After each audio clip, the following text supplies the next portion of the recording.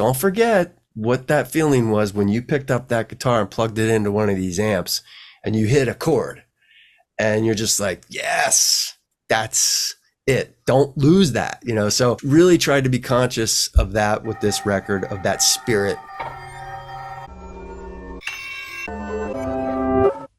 You may know him from YYNOT. I've got one of their albums here. He's a prog rock pillar in the community as far as I'm concerned.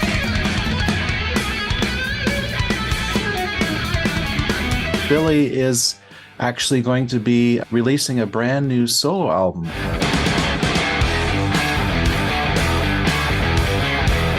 There's no street date set yet, but we're planning on probably mid-January 2024. Okay.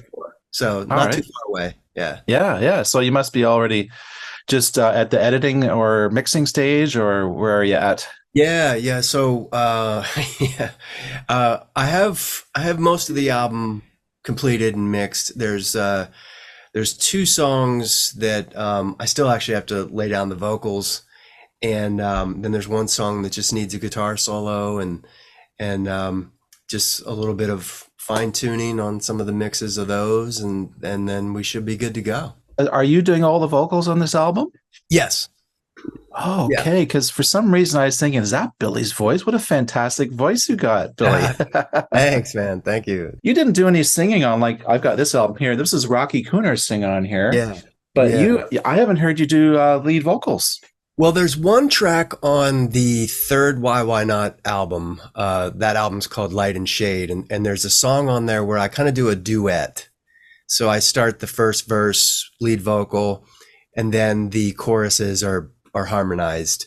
But essentially I'm singing on, quite a bit of that song. So that's really the only song that really has my lead vocal on it for the YYNOT catalog, I guess you could say. Were you in cover bands before, or original work that you've done before where you're singing, or is this something newish from you? Well, I've always, as a songwriter, my whole career, I sing the stuff and then I present it to the lead singer to learn, and then, take it to another level, because that's not really, I don't really consider myself a lead singer.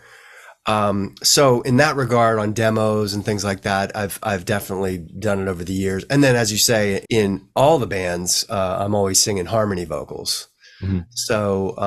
So yeah, I mean, it's nothing brand new, but yeah, I think there's been some demos in some other stuff that I've done where I've sang lead vocals, where, like for the demo, for the pitch for, say, like a country pop artist, rather than hire a demo singer in Nashville, there's been a few occasions where I just went ahead and did it. But that's really the extent of it. This is really the first time I've ever really put out a record just where I'm doing all of the vocals. This is a first. What's the motivation to do this solo album for you? Well, it was a few things. One was that we, at the time, basically around, not quite this time last year, but maybe 9 months ago or something, for the band, we were in transition for securing a lead vocalist.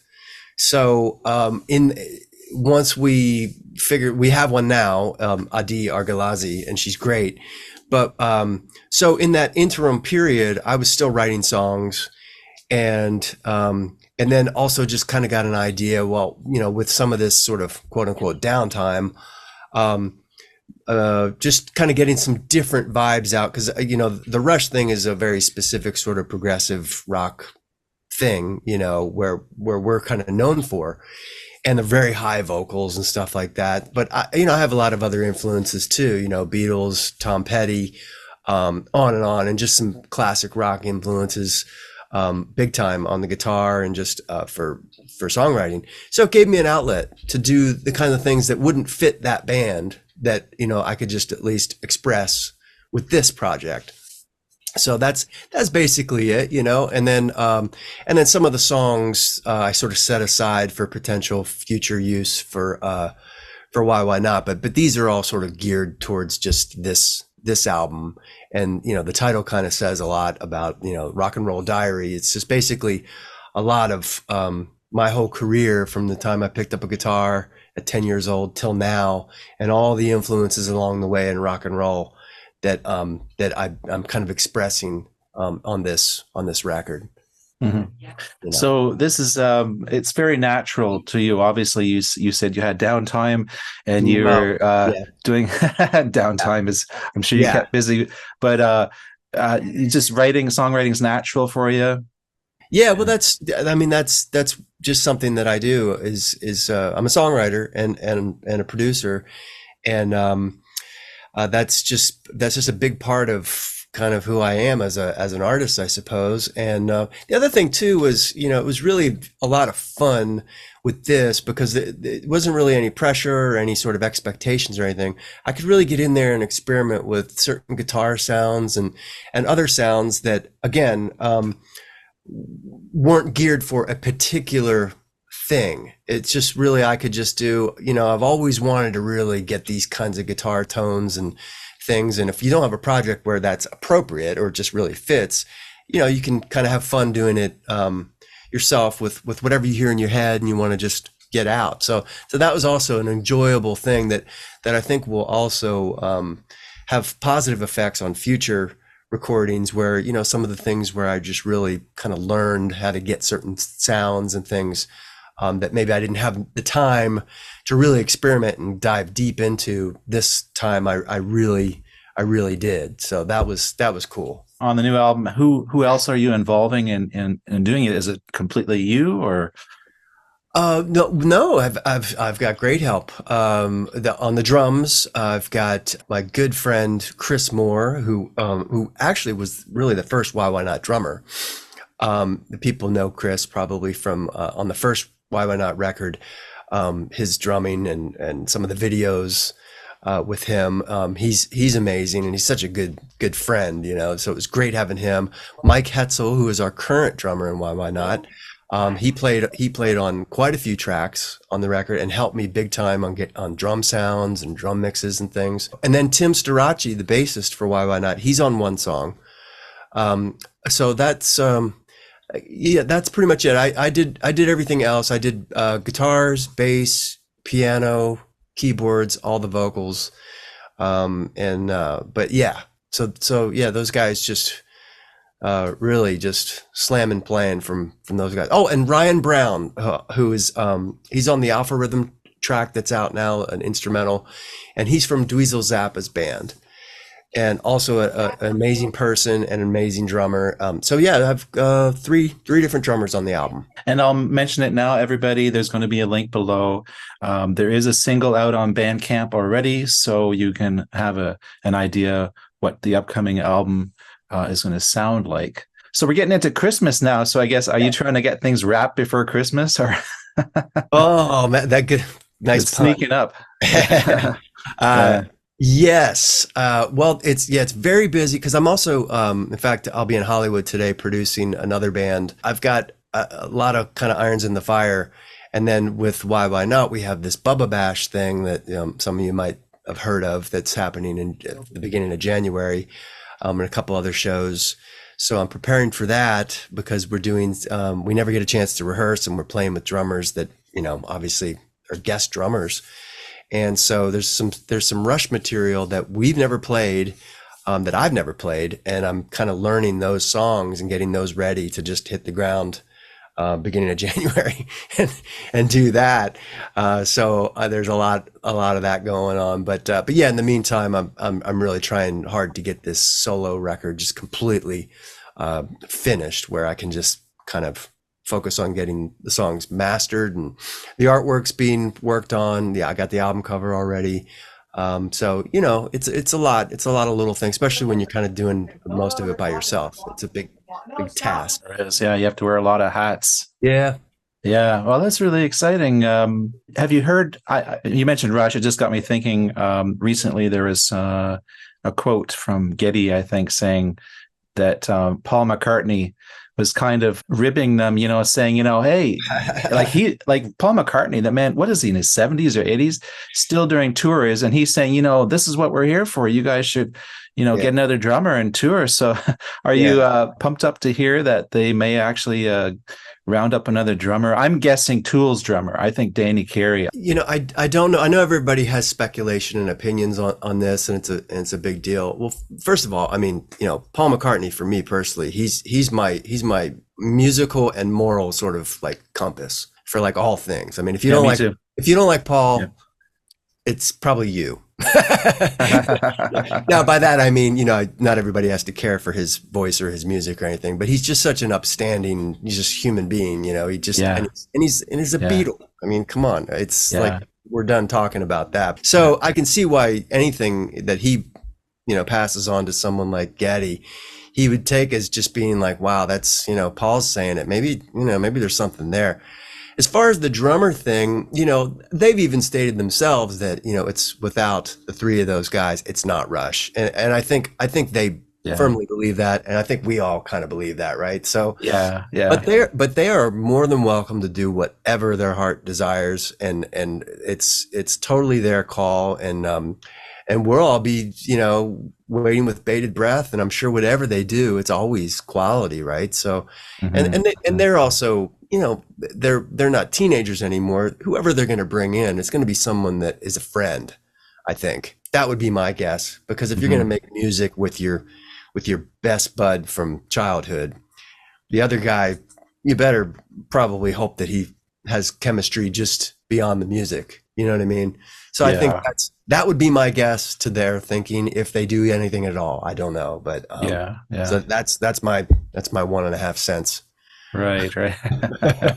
So talking again just quickly about YYNOT, you've had a few changes of singers, and you mentioned the chemistry. That's so important, the chemistry in a band. So unlike a lot of bands who maybe they all meet in the same town, they meet through the classified ads, you kind of set up YYNOT from a distance. So I'm imagining that that's part of the reason why you've had some changes, why it's maybe challenging to keep YYNOT going. We've always kept it going. We have not missed a beat, so to say. But, well, the YYNOT band was an accident to begin with. It was not a planned thing. It was, most people know the whole story of how it started and everything. And you're right. It was through, Tim was on the East Coast. We hadn't even met personally face to face for a long time. And, but I will say, separate from those challenges of the way things logistically were sort of presented to us,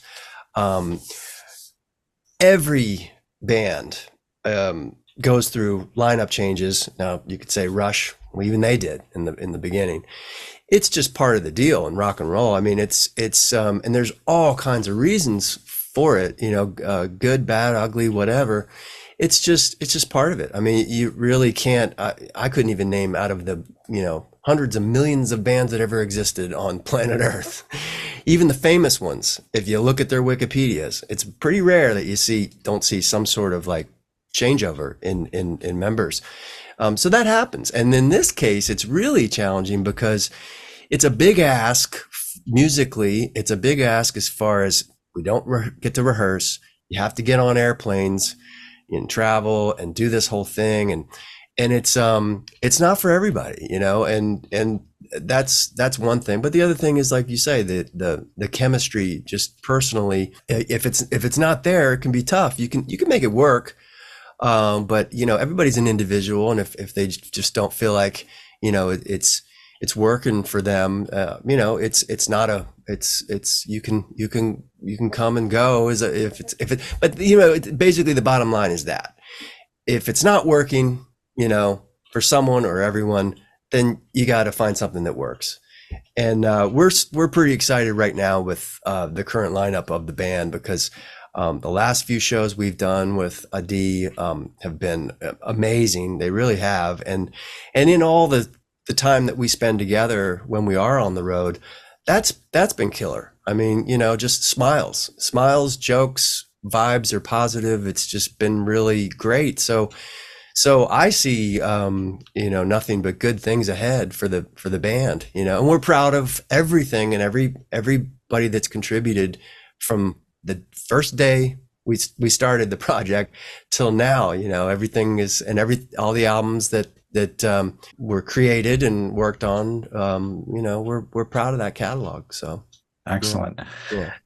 So what is it that drives you? Because you're obviously you're born with talents. You're a multi-instrumentalist. You're a natural producer. I'm sitting here comfortable in my home, and I don't have any tours planned or anything. I don't have all this hard work that ahead of me like you do. So Yeah. what drives you? Because obviously it's a lot of work. Yeah, I guess, it's these kinds of things you don't really think about until someone asks you. But um, I've been very driven from day one, and me personally, I've never taken my foot off the gas, and that's just me. That's just my thing. Music is my deal, and even as you get older and you get sort of discouraged and you go through things and you get disillusioned, I mean, everybody does. You kind of have a decision to make, and I'm just one of those people that just, I guess I'm sort of a glutton for punishment, because I just keep getting up and going to bat, because the alternative for me, there isn't any. I mean, it's not even like a choice. This is just my thing.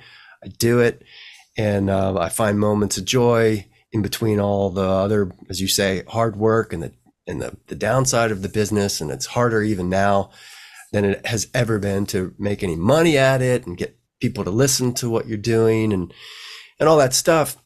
So you have to just kind of make a little bit of a bargain with yourself and just be truthful. It's like, you better find a good reason, and it can't be money. It can't be fame. It can't be, because, someone's going to slap you on the back and tell you good job. It's got to be because you just feel like you have to do it. It's just what you do, and that's the way it works for me. And that's the way it's been working up until now and continues to, but yeah, it's not for everybody, man. And it is a lot of work, and it is a lot of stress and everything else, but it is also nothing like being in a rock and roll band. Yeah. Yeah. I mean, I There's gotta tell nothing you you're going to regret, when you're on your porch, when you're a senior in a that. rocking chair. You're not going to look back and regret any of that, I can tell. No, I mean, and what good would it do? It's already that water has already flown down the river, so it's, all you can do is just kind of say, what a ride, and gave it everything and all that stuff. And boy, wasn't there some cool stuff that happened. That's a lot of what this record, the solo record, lyrically too, is a little bit of that for me. It was cathartic, and some of it just sort of like looking back at my career and life and everything, and just not looking back with any kind of regrets, but more just really with sort of some pride.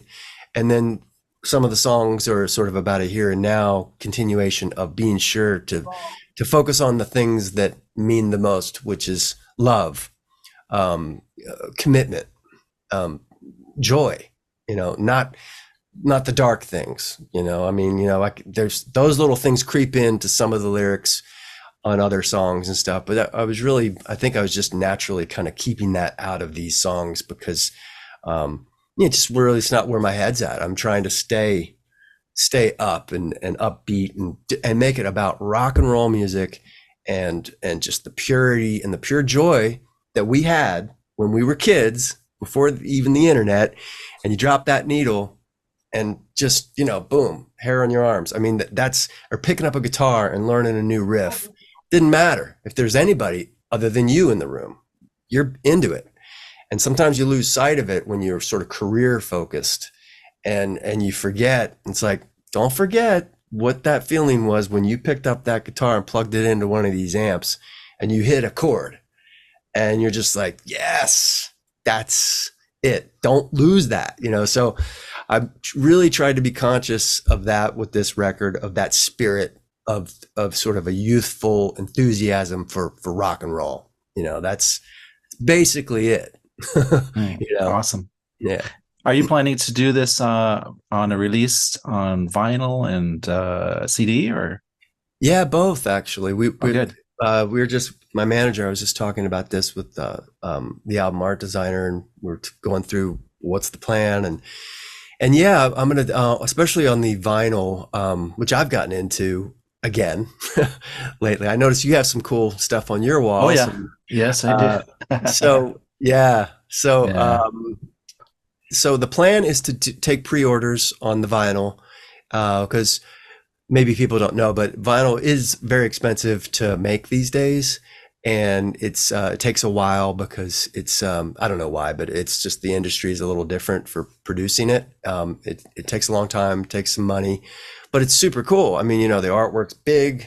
You flip it like we did, back in the day. You can see Yeah. all the stuff, and you can sit there with it while it's playing, and you can't really do that with your phone, and Yeah.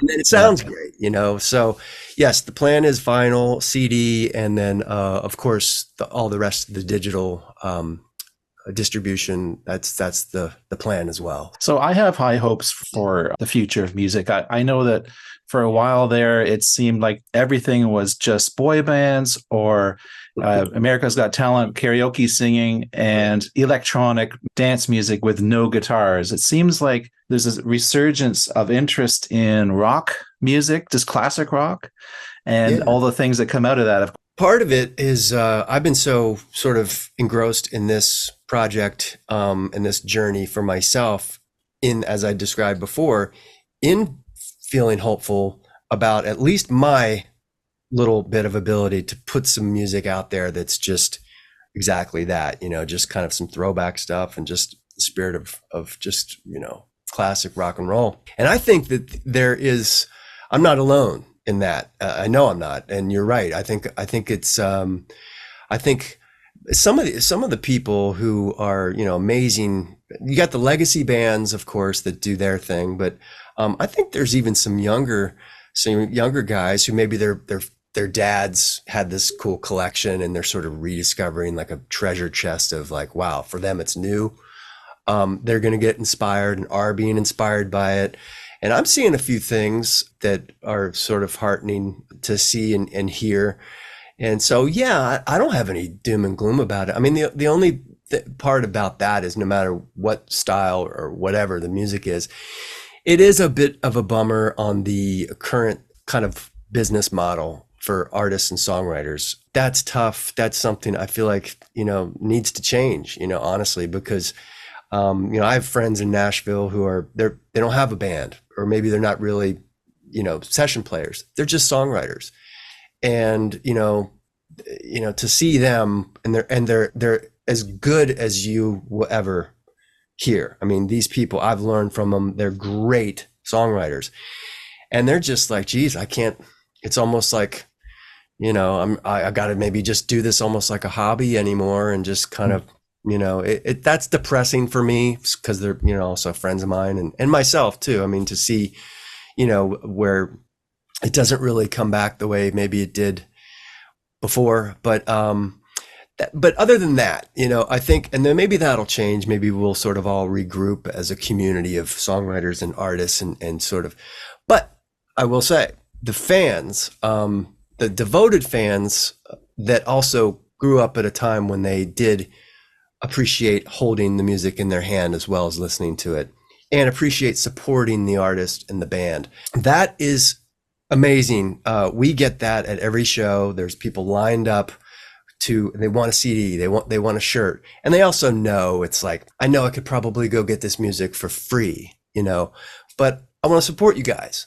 And it's like, and we just thank them constantly for that, because that is, if you want to keep rock and roll alive and you want to keep seeing bands live and you want to keep this thing going, you got to support the artist, because that's just, and I don't expect fans that aren't in tune with the business workings. Really, why should they? I mean, they're just living their lives and they've got their own problems. They just want music to lift them up. But more and more, I think they're getting educated to what's happening, where it's like, you kind of can't complain about music being watered down and terrible, and then at the same time not support rock and roll artists. You know what I mean? It's kind of got to be both. And so hopefully, you know, people will become more engaged with that situation, and not like we're out there panhandling, you know, or something like that, where it's like, well, wait a minute, why do you, you know, I already pay enough for, you know, inflation and everything. It's like, understood, so do we, you know, but it's like, if you want to hear us do it more and other bands, and you want to kind of lift it up and keep it going, I mean, that's really honestly the best way, is show up, see the band, local bands, cover bands, I don't care, you know, what it is, singer songwriter, support. That is going to be where you're going to then get it back to you in big picture, because then they're going to be able to afford to, it's not like they're going to go take that money and buy a new car. They're probably going to buy a new microphone or a guitar or something, to be able to make cooler, better music and grow as artists and musicians. All right, off my soapbox. Yeah. No, that was great. I was enjoying that. You were on a roll there. Yeah, a little bit. Yeah. I guess all I'm saying is just like, you know, if you're really a music lover, and also even the sound quality, I mean, CD sound quality is like the best. Vinyl's cool. Sometimes these compressed MP3 things, you really, I mean, you put all this work into getting a tiny little thing in a mix, and it's just out the window, obliterated by just, and then you're listening to it on these little cheap white earplugs, or on your phone, holding it to your ear with a speaker that's the size of a fingernail or less. But that's the world we live in, you know. So, but I guess I'm talking to the people who are really like you, who really value the music and stuff like that. That's there's still other ways to go, man. I mean, just go buy that vinyl, buy that CD. Or there may be a high res download situation at Bandcamp where it's better quality, and the more money's going to the artist, and it's not just a filtered thing through a Spotify where you get 0.000000001% of a penny for, you know, your song or something. Yeah. I know you're a busy guy, and thanks for taking the time to talk to me and to the audience of Prog Dog here. Here's a link to an old interview if you wanted to check it out. We did an interview a long time, 4 years ago, 5 years ago or something. Oh, yeah. Wow. Yeah. Very cool. Very cool. My channel was just called my name at the time. I didn't have it called Prog Dog. I sort of branding it now more a little bit, but I like it. You're the first person I've interviewed twice, so that's kind of cool. Hey, well, I'm honored. Thank you. I will probably do it again sometime, and all the best on your album. Everybody, make sure you support Billy and his solo album, and of course, YYNOT. We're all behind you, Billy. Okay. Thank you. Take care. Bye now. Commit an act and listen.